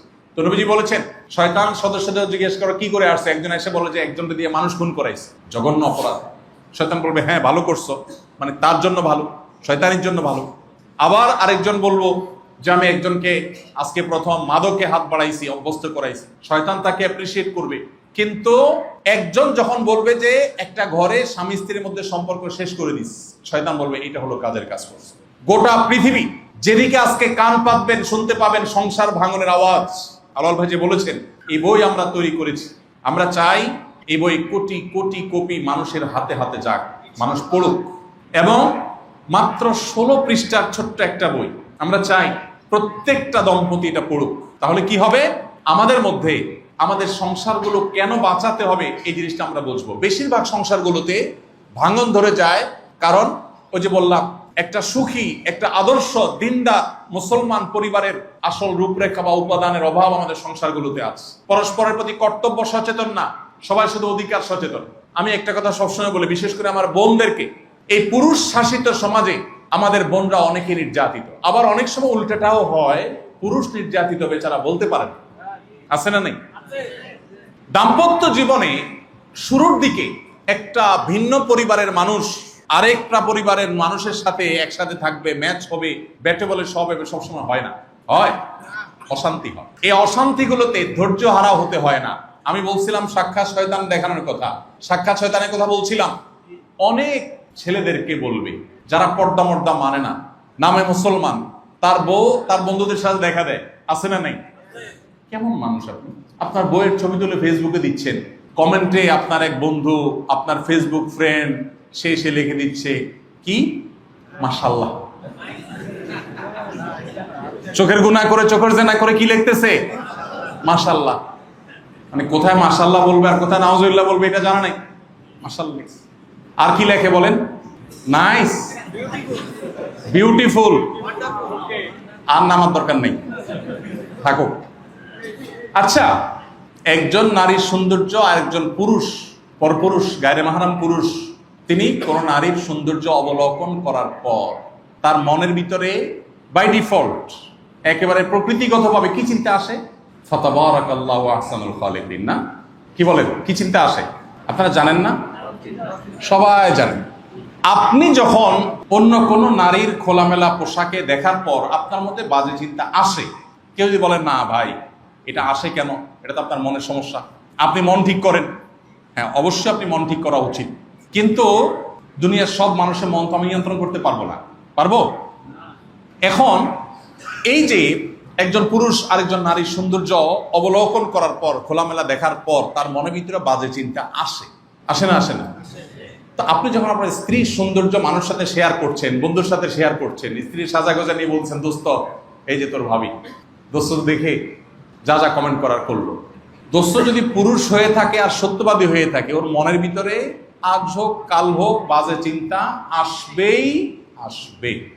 যদি বলেন না আমার মনে কোনো খারাপ চিন্তার নামগন্ধ কিচ্ছু আসে না, তাইলে হয় অসুস্থ আর না হলে মিথ্যুক, হয় মিথ্যুক না হলে অসুস্থ, ঠিক না? ঠিক বলেন। যদি বলে না না আমার ফেরেশতা, আমার একেবারে সুবহানাল্লাহ মা বোন ফিল হয়, বাট এটা হলো ওই বিদ্যুতের 440 লাইনের মতো, এখন বিদ্যুৎ নাই, কখন আসবে তুমি নিজেও টের পাবা না। আল্লাহ তারা এমনি এমনি পর্দার বিধান দেন নাই। আল্লাহ সৃষ্টিকর্তা, আল্লাহ জানেন তার কোন সৃষ্টি কিভাবে চললে সেটা রাইট ওয়েতে চলবে এবং সেটা সুফল মানুষ পাবে, এই জন্য আল্লাহ তারা বিধান দিয়েছে। এখন যারা নিজেদের পরিবারের মধ্যে এই যে আপনার পর্দার কালচার নাই, পর্দার কৃষ্টি নাই, তারা তাদের স্ত্রীদের বন্ধুদের সাথে দেখা করান, আবার বন্ধুদের স্ত্রী তারা দেখবেন এদের মধ্যে অনেক সময় হয়, সব সময় না, বন্ধুকে দেখবেন অনেকে উস্কে দেয়, দোস্ত বা ভাই আপনার মতো এরকম রাজপুত্র, ইস যে কোনো মেয়ে আপনি বিয়ে করতে পারতেন, এটা কি আপনার কোত্থেকে করলেন? এটা হলো সাক্ষাৎ শয়তান, এটা হলো সাক্ষাৎ, এ উস্কাই দিল আর কি, অশান্তি। আবার মহিলারা যায় বলবে কি, একটু সুন্দর সুন্দর হইলে ভাবি ইস আপনার মতো এত সুন্দর একটা মানুষ আপনি রাজপুত্র বিয়ে করতে পারতেন, যাক নসিবে যা আছে, এই একটু আলটা মানে দিল আর কি। সাক্ষাৎ ইবলিস, সাক্ষাৎ। অন্যের পরিবারের মিথ্যা সুখের গল্প দিয়ে নিজের সংসারে অশান্তি করবেন না। বন্ধু এসা গল্প দেয় তার বউয়ের, তোর ভাবির সাথে আমার কি যে মহব্বত, আরে ভাই যতই বলুক চুলাচুলি হয়ই হয়, ঝগড়া হবেই হবে, একটু হইলেও হবে। নবীজি সাল্লাল্লাহু আলাইহি সাল্লাম স্ত্রীদের প্রতি অভিমান করে মসজিদে এসে শুয়ে রয়েছে, সাহাবী ওমর রাদিয়াল্লাহু তাআলার মধ্যস্থতা সেটা দূর হয়েছে না? হালকা মনোমালিন্য হয়েছে, অভিমানও হয়েছে, এটা হবেই, এটা জীবনের অংশ। যদি কেউ বলে তাহলে সে হয়তো একটা দিক বলতেছে, তার অন্য অশান্তির দিক আছে যেটা আপনি জানেন। এই জন্য ভাইরা আমার, আল্লাহ কোরআনে কারিমে বলেছেন ওয়াশিরুহুন্না বিল মারুফ, তোমরা স্ত্রীদের সাথে সুন্দরভাবে যথাযথভাবে জীবন যাপন করবে। অনেক পুরুষ আছেন ছোট লোকই করেন, অনেক মহিলা আছেন না ছোট লোকই করেন। খোঁটা দেওয়া, খোঁচাখুচি করা, দোষ চর্চা করা, এগুলো অনবরত করেন, আছে না নাই? আমি কোনো বিয়ে পড়াইলে সাধারণত যত বিয়ে পড়াই আমি কমন কয়েকটা কথা বলি, এর ভিতরে একটা কথা বলি, নতুন বর যেটা বিয়ে করছে ওটার হাত ধরে বলি, ভাই শোনো সুখে থাকতে চাও তো? হ্যাঁ হুজুর সুখ তো চাই। একটা সূত্র বলে দিই তোমার, কি? আজকে যায় বউর হাতে মুড়ি ধুয়ে দেবা, হাতে হাত রেখে বায়াত নিবা যে আপনার আনুগত্যের অঙ্গীকার করিলাম চিরতরে, ব্যাস লেটা চুকে যাবে, তোমার শান্তি পৃথিবীর কেউ ঠেকাতে পারবে না। আমাদের অফিসে যত ফোন আসে, আলেমদের একটা টিম আছে, তারা এই ফ্যামিলি কাউন্সিলিং, পারিবারিক ঝগড়া ঝাঁটি, তালাক, এগুলো নিয়ে কাজ করে। এগুলা যে দেখভাল করে একজন আলেম আছেন আমাদের, বেচারা অবিবাহিত, তো তারা আমি প্রায় বলি এই তুমি বিয়ে করবা না? সে বলে সে বিয়ে করার স্বাদ মিটে গেছে আমার, ফোনে স্বামী স্ত্রী যা হয় এগুলা শুনতে শুনতে আমার সাহস শেষ। তো সে বলে শেখ, তবে একটা লাভ হয়েছে আমার, এই ফ্যামিলি কাউন্সিলিং এবং পারিবারিক ঝগড়াঝাটি এগুলো নিয়ে কাজ করে আমার একটা এক্সপিরিয়েন্স হয়েছে। আমি বললাম কি এক্সপিরিয়েন্স? বললো যে আমি দেখছি যেই পরিবারে স্বামী বউয়ের কথা মতো চলে সেখানে কোনো অশান্তি নেই। অশান্তি হয় ওখানে যেখানে স্বামী বউয়ের হাতে মুড়ি ধোয় নেই, সেখানে শুধু কি হয়? অশান্তি হয়। দেখুন আল্লাহ তাআলা এই জন্য বলেছেন ওয়াশিরুহুন্না বিল মারুফ, হে স্বামীরা তোমাদের স্ত্রীদের সাথে তোমরা সুন্দরভাবে সংসার করবে, জুলুম করবে না। অনেক পুরুষ আছে খোঁচাখুচি করেন, আছে না নাই? কত খোঁচাখুচি যা আছে। আবার একই আইটেম মহিলাদের মধ্যেও আছে। খোঁচাখুচির আমি 50টা নজির দেখাইতে পারি। এমন এক সাবজেক্ট দিয়েছেন, ফজর পর্যন্ত আলোচনা করলে শেষ হবে না। খোঁচাখুচির একটা নজির বলি। মনে করেন বউয়ের বাপের বাড়ির থেকে খোঁজ খবর নেয় নাই, হয় না এরকম? বউ অসুস্থ, আপনার শালা সম্বন্ধে তারা ফোন দেয় নাই, খোঁজ খবর নেয় নাই, আসে নাই। অনেক স্বামী আছে স্ত্রীকে ওইটা দিয়ে খোঁচা মারে, আছে না? তোমার ভাইটা আসলো না, তোমার আব্বা একবারও ফোন দেয়নি, তোমার মা আজ 4টা দিন তুমি বিছানা শোয়া, একটা বার ফোন দিল না। বলে কি বলে না? এখানে অনেক আসামি আছেন এ কাম করেন। আল্লাহর জমিনে যদি 10টা ছোট লোকই থাকে, এটা তার মধ্যে একটা। আপনি কোন অধিকার আপনার স্ত্রীকে এই কথা বলেন? আপনি যদি ভালো আদর্শ স্বামী হয়ে থাকেন, আপনি যদি ভালো মুসলমান হয়ে থাকেন, তাহলে আপনার কর্তব্য স্ত্রীকে বরং সান্ত্বনা দেওয়া। তোমার আব্বা আম্মা হয়তো ব্যস্ত, আসতে পারেন নাই, হয়তো কোনো কারণে ওনারা ফোন করতে পারেন নাই, বাদ দাও, আমি আছি না, ইনশাআল্লাহ আমি বেঁচে থাকতে তোমার কষ্ট হতে দেবো না। এটা হলো আদর্শ স্বামীর কাজ। আর বেআদব স্বামীর কাজ হলো কি? খোঁচা দেওয়া। কোনো মেয়েকে তার বাপের বাড়ি থেকে খবর না নিলে তার কি সুখ লাগে? সে তো এমনি মনে কষ্ট আছে, তার মুখটা ছোট। এর মধ্যে যখন আপনি আবার বলবেন তার মুখটা কি ছোট হবে না বড় হবে? ঠিক একই কাজ মেয়েরাও অনেকে করে। মেয়েরা খুশি হয়ে যায় না আবার যে আমাদের পক্ষে ওয়াজ এসে গেছে। মেয়েরা অনেকে করে, বেশি আর কম তো আপেক্ষিক। অনেক মেয়েরা করে। কিভাবে করে? আচ্ছা তুমি তোমার ভাই বোনের জন্য কি না করছো, কিন্তু তোমার ছেলেদের জন্য একটু বিষও কোনোদিন এরা কিনে দিয়েছে? কোনোদিন বলে না? বলে না? তুমি তোমার এই বাপ মার কথায় কি না করলা, সব করলা, কিন্তু এরপরও ওই ছেলের দিকেই টানে। বলে কে? বলে না? এটাও আরেক অমানসিকতা এবং অভদ্রতা, অসৌজন্যতা এবং মুসলমান সুলভ আচরণ না। কারণ আপনার স্বামী তার ভাই বোন দ্বারা যদি নিগৃহীত হয়, তার কাছে কি ভালো লাগে? তাহলে আপনার দরকার সান্ত্বনা দেওয়া। বাদ দাও, ভাই ব্রাদার ওরা ভুল করছে, একসময় বুঝবে হয়তো, আর না বুঝতে না বুঝুক। ওরা তোমার হক নষ্ট করছে, ওরা আল্লাহর কাছে দায়ী থাকবে। তুমি টেনশন করবা না, আল্লাহ ভরসা, আমরা সুখেছি, আমাদের কোনো চাহিদা নাই, আল্লাহর কাছে পাইলেই হলো। তুমি তো আল্লাহর জন্য করছো, ওদের ফিডব্যাকের জন্য করো নাই। সো ওরা কিছু দিলে দিল, না দিলে নাই, ওরা আল্লাহর কাছে বুঝবে, আমাদের তুমি টেনশন করিও না। এটা হলো আদর্শ স্ত্রীর কথা। আমরা প্র্যাকটিস করবো তো ইনশাআল্লাহ। এরকম আমি অন্তত 50টা উদাহরণ এখন দিতে পারবো যে আমাদের সংসারগুলোতে যে পরিমাণ ছোট লোকই হয়। নামাজি মানুষরা এই ছোট লোকই অনেক সময় করে, রোজাদার মানুষরা করে। মনে রাখবেন, দাড়ি কতগুলো লম্বা হইল আর নামাজ কতগুলো, এর মাধ্যমে শুধু দিনদার হয় না। মানুষের দিনদারিতা প্রকাশের সবচেয়ে বড় সূত্র হলো তার আখলাক, তার আচরণ। নবীজি বলেছেন, মা মিন শাইইন ইউদাউ ফিল মিজানি ইয়াউমাল কিয়ামাতি আসকালু মিন হুসনিল খুলুক। কিয়ামতের ময়দানে উত্তম আচরণের চাইতে ভারী কোনো আমল আর হবে না। এজন্য বউকে কখনো শ্বশুরবাড়ির বিষয়ে ছোট করবেন না, আর স্বামীকেও মেয়েরা কখনো শ্বশুরবাড়ি, ভাই, দেবর, আপনার শ্বশুর শাশুড়ি, তাদেরকে দিয়ে কখনো ছোট করবেন না, বরং সবসময় শ্বশুরবাড়ির তারিফ করবেন। সারাদিন কি করবেন? তারিফ করবেন। তারিফ আর তারিফ বউয়ের কাছে, যে আপনার শ্বশুর শাশুড়ির মতো মানুষ হয় না, আপনার শালার মতো মানুষ পৃথিবীতে আর নাই, শালা একটাই আছে দুনিয়াতে, শালি এইটাই। আর রান্নার শ্বশুরবাড়ি, ওহ এর চেয়ে মজা দুনিয়াতে কোথাও নাই। শুধু তারিফ করবেন। আমাকে এক বড় ডাক্তার, একজন বড় শিল্পপতি, দেশের একেবারে প্রথম 5-10 জনের মধ্যে একজন হবে, আমাকে এই বুদ্ধি শিখাইছে। বলছে, হুজুর আপনারা হুজুর মানুষ বিভিন্ন জায়গায় যায় যায় খান, পরের বাড়িতে অনেক বেশি খাওয়া লাগে, আপনাদের না খাইতে উপায় নেই, মানুষ খাইতে বলে। তো আমি একজন ডাক্তার হিসাবে, উনিও পপুলার মানুষ, জনপ্রিয় মানুষ, অনেক পয়সাওয়ালা মানুষ, বলে যে আমিও বিভিন্ন জায়গায় খাওয়াটাও লাগে, যাই খাই আমি বাসায় এসে বউরে বলি, দেখো 5 স্টারে খাই আসছি, মাগার আমার পেট ভরে নাই, রাত 12টা বাজছে ঠিকই, কিন্তু তোমার একটু ডাল ভাত লাগবে। বলে যে হুজুর এটাতে আমার সংসারে যে পরিমাণ শান্তি, এটা আপনাকে ভাষায় বুঝাতে পারবো না। আমি বললাম, দারুণ আইডিয়া তো, এটা এখন অ্যাপ্লিকেশন শুরু হয়ে গেছে। আমি কোথাও গেলে, আজকে এই যে বিকালে ভাইয়ের সাথে আমি ফ্লাইটে আসছি, আমি বাসার থেকে 2 বাটি খাবার নিয়ে আসছি। একটাতে সকাল নাস্তা খায় জমা পড়াইছি, আর এয়ারপোর্টে ঢোকার আগ দিয়ে দুপুরের লাঞ্চ গাড়িতে বসে করছি, কারণ বাসা থেকে নিয়ে আসছি। অতএব দাম্পত্য জীবনে সুখ শান্তি পাওয়ার জন্য খুব বেশি কিছু করা লাগে না। মেয়েরা চায় স্বীকৃতি এবং স্বামী স্ত্রী একে অন্যকে অসম্মান না করা।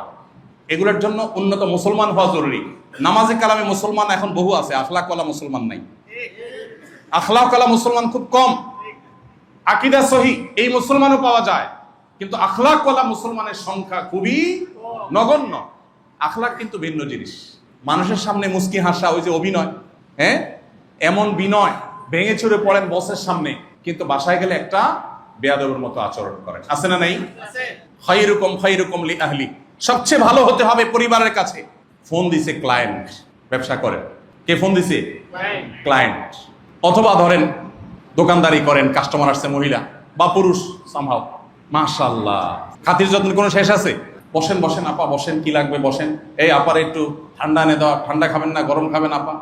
আপা আপা বলতে বলতে মুখ দিয়ে ফেনে ফেলেছে। একই সময় বউ ফোন দিছে ধরে, তোমার কোনো কাজ নাই বাসায়, করেন কি করেন না? সেম একই কাজ মহিলারা অনেকে করে। অথচ নবীজি বলছেন সবচেয়ে বেশি সুন্দর আচরণ পাওয়ার হকদার কে?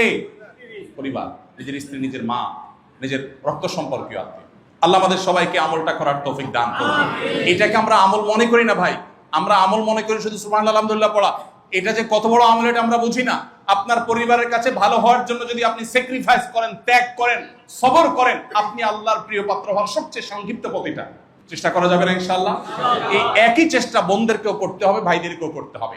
কম্পিটিশন চলবে পরিবারে যে কে কাকে কত বেশি সন্তুষ্ট করতে পারে, কে কত স্যাক্রিফাইস করতে পারে। আবারও বলছি, অতি অধিকার সচেতনতা পরিবার ব্যবস্থাপনাকে ধ্বংস করে দিয়েছে, বাচ্চাদেরকে অতি অধিকার সচেতন করেছে। অধিকার সচেতনতা ভালো, অতি অধিকার সচেতনতা ভালো। কর্তব্য পরায়ণতা, কর্তব্য সচেতনতা, এটা বেশি বৃদ্ধি করতে হবে। আমার অধিকার গেছে যাক, কিন্তু আমার কর্তব্যে যেন কোন ত্রুটি না হয়। অনেক ছেলে, অনেক মেয়ে, অনেক ভাইরা লেখেন, ভাই মা বাপ জীবনে আমাদের দিকে খেয়াল করে নাই, এখন আল্লাহ আমাদেরকে টাকা পয়সা দিয়েছে, কি করবো? আমি বলি, মা বাপ খেয়াল করে না, সে আসামি আল্লাহর কাঠগড়া। কেন সন্তানের প্রতি খেয়াল করলো না? তার কর্তব্য ছিল, সে আল্লাহর কাছে দায়ী থাকবে। বাট আপনি আপনার সন্তানের সাথে মা বাপের 16 আনা আদায় করে দেন, আপনি রিওয়ার্ড ঠিকই পাবেন। চেষ্টা করা যাবে না ইনশাআল্লাহ? তাহলে 3 নম্বর, একটা আদর্শ মুসলিম পরিবারের মূল উপাদান হলো সুন্দরভাবে জীবন যাপন করা এবং একে অন্যের অধিকারের ব্যাপারে সচেতন হওয়া। অর্থাৎ আমার স্ত্রীর কি অধিকার আছে আমার কাছে, আমার স্বামীর কি অধিকার আছে আমার কাছে, আমার সন্তানের কি অধিকার আছে আমার কাছে, আমার বাবা মার কি অধিকার আছে আমার কাছে, ভাই বোনের প্রতি কি অধিকার আছে, আমি সেটা খুঁজবো। আমার কি পাওনা আছে সেটা না, সেটা চাইতে বড় কথা হলো আমার কর্তব্য কি আছে। আল্লাহ আমাদের সবাইকে তৌফিক দান করুন। 4 নম্বর আদর্শ মুসলিম পরিবারের উপাদান হলো আমানত এবং দায়িত্বশীলতা। নবীজি সাল্লাল্লাহু আলাইহি ওয়াসাল্লাম একটা প্রসিদ্ধ হাদিস আপনারা শুনেছেন, বুখারীতে আসছে। তিনি বলেছেন, আলা কুল্লুকুম রাইন ওয়া কুল্লুকুম মাসউলুন রাইয়াতিহি, তোমাদের সবাই দায়িত্বশীল এবং সবাই তার দায়িত্ব সম্পর্কে আল্লাহর কাছে জিজ্ঞাসার মুখোমুখি হতে হবে।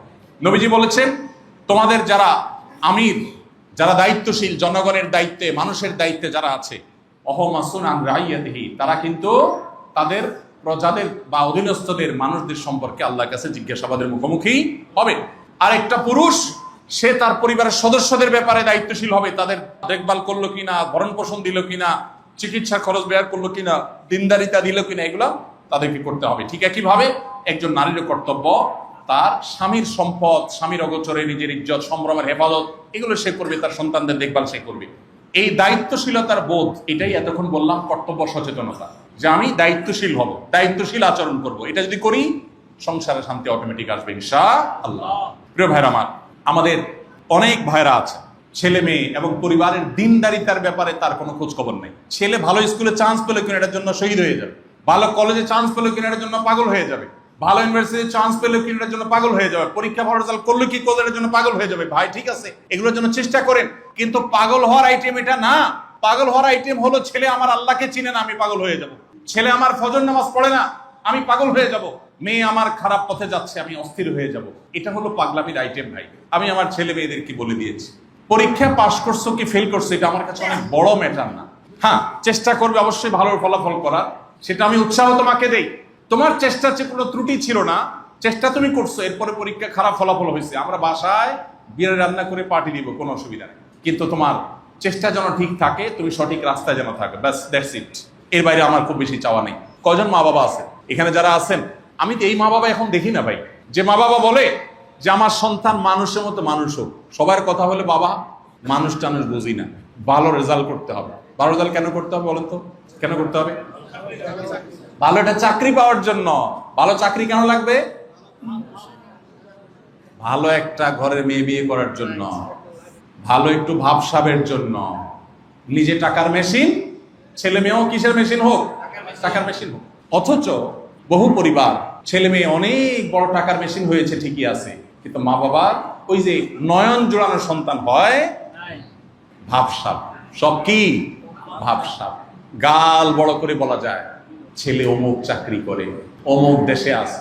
জিজ্ঞাসা করছে ভাই ছেলে মেয়ে কয়জন? বলে 2 ছেলে বা 1 ছেলে 1 মেয়ে। ছেলেটা কানাডা, মেয়েটা আমেরিকা। বাহ, বলতে খুব ভাব জাহির হয়, তাই না? ভেতরে কি হয় জানেন? জাস্ট তুফান শুরু হয়। কারণ অনেকে বাচ্চা নিয়ে একসাথে খাইতে বসে, সে ছেলে মেয়ে তাদের নাতিপুতি এগুলো শুধু ভিডিওতে দেখে। শান্তি লাগার কথা কোনো বাপ মার কাছে? ভাইরা আমার, ভাবসাবটা আমাদেরকে শেষ করে দিয়েছে। এই জন্য পরিবারের সন্তানদেরকে, পরিবার সদস্যদেরকে দিনদার বানাবার চেষ্টা করতে হবে। ঠিক আছে না ইনশাআল্লাহ? সন্তানদের যদি আল্লাহর সাথে পরিচয় করান, তাহলে আপনার পরিবার সুখী হবে, এটার গ্যারান্টি আপনি নিশ্চিন্তে আল্লাহ তাআলা রাসূলের কাছ থেকে আপনি পেতে পারেন। আমাদের আদর্শ মুসলিম পরিবারের জন্য আরেকটা গুরুত্বপূর্ণ উপাদান হলো সততা, সত্যবাদিতা এবং পারস্পরিক সহযোগিতা। এটা গুরুত্বপূর্ণ বিষয়। সততা, সত্যবাদিতা, পারস্পরিক সহযোগিতা এগুলো হাওয়া হয়ে গেছে, এখন বিশ্বাস নেই। আপনারা মোবাইলে, ফেসবুকে, বিশেষ করে সোশ্যাল মিডিয়াতে কিছু অ্যাপ দেখেন, অ্যাপের অ্যাডভার্টাইজ দেখেন। আমি দেখি, আপনারা দেখেন কিনা জানি না, যে পুরুষটা শুয়ে আছে সোফায়, মহিলা এসে মোবাইল খোলার চেষ্টা করে, গোপনে কার সাথে চ্যাটিং করছে চেক করবে, করতে পারে না, লক। এগুলো অ্যাডভার্টাইজ দেখছেন আপনারা? এসব অ্যাডভার্টাইজ কেন দেওয়া হয়? এর মানে কারোর প্রতি কারোর বিশ্বাস নাই। পশ্চিমা দুনিয়াতে যায় দেখেন, স্বামী স্ত্রী একসাথে সংসার করে, একসাথে সংসার তো করে না, মনে হয় ম্যাচ সিস্টেম। তুমি বাসা ভাড়াটা দিও, আমি পানির বিল দিব। তুমি বিদ্যুৎ বিল দিও, আমি অমুক বিল দিব। মনে হচ্ছে ম্যাচে আস, স্বামী স্ত্রী না। ঠিক না ঠিক? আমি এই জন্য বলি, পশ্চিমারা যদি তথ্য প্রযুক্তিতে, জ্ঞানে বিজ্ঞানে, অবকাঠামোতে, অন্যান্য উন্নতিতে আমাদের চাইতে 200 বছর এগিয়ে থাকে, আমরা পরিবারের দাম্পত্য জীবনে সুখ শান্তিতে তাদের চাইতে 400 বছর আগে আছিলাম। কিন্তু এটা ধ্বংস হয়ে যাচ্ছে, কারণ পশ্চিমা কালচারকে আমরা আলিঙ্গন করছি। এই জন্য ইসলামের পথে আমাদেরকে ফিরে আসতে হবে। আল্লাহ আমাদের সবাইকে সেই তৌফিক দান করুন। একটা সুখী দাম্পত্য জীবনের জন্য এটা খুবই জরুরি, পারস্পরিক সহযোগিতা করা। কারা কারা বাসায় কাজ করেন হাত তোলেন দেখি, যাদের ফ্যামিলি আছে। কয়টা হাত উঠছে? এদের ভিডিও করে বাসায় পাঠানো উচিত। হাত নামান, আল্লাহ জানে কোনটা কোনটা সত্যি উঠেছে। জীবনে একবার করছেন কিনা? আমাদের নবী করিম সাল্লাল্লাহু আলাইহি ওয়াসাল্লাম বাসায় মেয়েদের কাজে সহযোগিতা করতেন। এখন আপনি ঢুকেন মোবাইল টিপতে টিপতে, মোবাইল কানে হ্যাঁ হ্যালো বলতে বলতে ঢুকতেছেন, আবার বাইরের সময় মোবাইল কান দিয়ে বাইরে হচ্ছে। কেউ সময়, আমি আজকে ঢাকার বাইরে আসছি, নাহলে আমার মাগরিব টু এশা বাচ্চাদের সাথে ব্যাডমিন্টন খেলা, অন্য সব কাজ সারাদিন বাদ যাইতে পারে, এটা বাদ যাওয়ার কোনো সিস্টেম নেই। সেদিন একটা খুব গুরুত্বপূর্ণ মিটিং ছিল, রাষ্ট্রীয় একটা গুরুত্বপূর্ণ মিটিং ছিল সরকারের উচ্চ পদস্থ লোকদের সাথে। আমি বললাম ভাই সব ঠিক আছে, বাট বাচ্চাদের খেলার সময় কোনো মিটিং সিটিং করতে পারবো না, আমার আগে ছেড়ে দিবেন, কারণ আমার বাচ্চাদের সময় দিতে হবে। আমি যখন ওদের সাথে খেলার সময় দিব না, ওরা তো বাজে পোলাপানের সাথে মিশতে যাবে, ওরা বন্ধু কোথায় পাবে? ওদের বন্ধু আমি। বেশিরভাগ মানুষ, পুরুষরাও মহিলাদেরকে সময় দেয় না, মহিলাও পুরুষদেরকে সময় দেয়। মহিলা তার বান্ধবী নিয়ে ব্যস্ত, ইউটিউব নিয়ে ব্যস্ত, কোন আইটেম কেমনে রান্ধে সেই আইটেম নিয়ে ব্যস্ত, পুরুষের দিকে তাকানোর সময় নেই। আর পুরুষও তার জগৎ নিয়ে ব্যস্ত, পরস্পরকে আমরা সময় দেই না, অথচ এটা খুব বেশি দরকার। একটা সুখী দাম্পত্য জীবনের জন্য এটা আবশ্যক। মোবাইল ফোন জোন সিস্টেম চালু করেন বাসায়, ফোন জোন। ল্যান্ডলাইন ছিল যখন, তখন আমরা কি করতাম? একটা জায়গায় টেলিফোন থাকতো, ওখানে যা কথা বলে আবার রেখে আসতাম। আর এখন মোবাইল নিতে নিতে টয়লেটে, বিছানায়, খাওয়ার টেবিলে, কোথায় নেই, সব জায়গায় মোবাইল। এই আসক্তি আমাদেরকে ধ্বংস করে দিয়েছে। এই জন্য এটা থেকে আমাদের বেরিয়ে আসতে হবে। উত্তম আদর্শ মডেল হওয়া এটা পরিবারের জন্য খুব জরুরি একটা বিষয়, বিশেষ করে বাচ্চাদের জন্য। বাচ্চারা কিন্তু শুনে শিখে না, তারা দেখে শিখে। বাচ্চারা কিতে শিখে? দেখে শিখে, শুনে শিখে না। লেকচার দিবেন লম্বা লম্বা, করবেন উল্টা পাল্টা, বোরে গালি দিবেন, বাচ্চা শুনবে গালিটা, ও কিন্তু গালিটাই শিখবে। মিথ্যা কথা বাচ্চার সামনে বলবেন, আর বাচ্চারা বলবেন বাবা মিথ্যা বলতে হয় না, তখন বাচ্চা মনে করবে যে এটা কথার কথা, মূলত ওইটাই করতে হয় যেটা বাপ করতেছে। ঠিক না ভাই? ঠিক। এই জন্য তাদের সামনে আদর্শ হতে হয়, উত্তম উদাহরণ হতে হয়, এবং দাম্পত্য জীবনের সর্বক্ষেত্রে সুখের মূল মন্ত্র হলো ধৈর্য এবং তুষ্টি। ধৈর্য এবং তুষ্টি, যা আছে সে অবস্থায় ধৈর্য ধারণ করা, আর যেটা হয়েছে সেটাতে মেনে নেওয়া। এগুলো হলো একটা সুখী দাম্পত্যের জন্য পূর্ব শর্ত এবং মূল উপাদান। এগুলো হলো একটা দাম্পত্য জীবনে সুখ শান্তি দিবেন। আল্লাহ আমাদের সবাইকে, আমাদেরকে পারিবারিক জীবনে সুখী হওয়ার তৌফিক দান করুন। আমাদের পরিবারের সদস্যদের সবাইকে আল্লাহ তাআলা মুত্তাকিদের ইমাম বানায় দেন। আমরা যেন সবাই দাম্পত্য জীবনে আল্লাহর ফরমাবরদার, আল্লাহর অনুগত, আল্লাহর এবং তার রাসূলের অনুসারী বান্দা হিসাবে আমাদের পরিবারগুলোকে যেন গড়ে তুলতে পারি, সেই তৌফিক আল্লাহ তাআলা দান করুন। আমাদের সন্তানরা দুধে বাঁধে থাকুক, তার চেয়ে বড় কথা তারা দিনদার থাকুক, আল্লাহ বিরু থাকুক, তারা দিনমুখী থাকুক, তাহলে ইনশাআল্লাহ এই পরিবার আপনার পরম সুখের কারণ হবে, এই পরিবার আপনার কাছে উপভোগ্য হবে। আল্লাহ আমাদের সবাইকে আমলের তৌফিক দান করুন।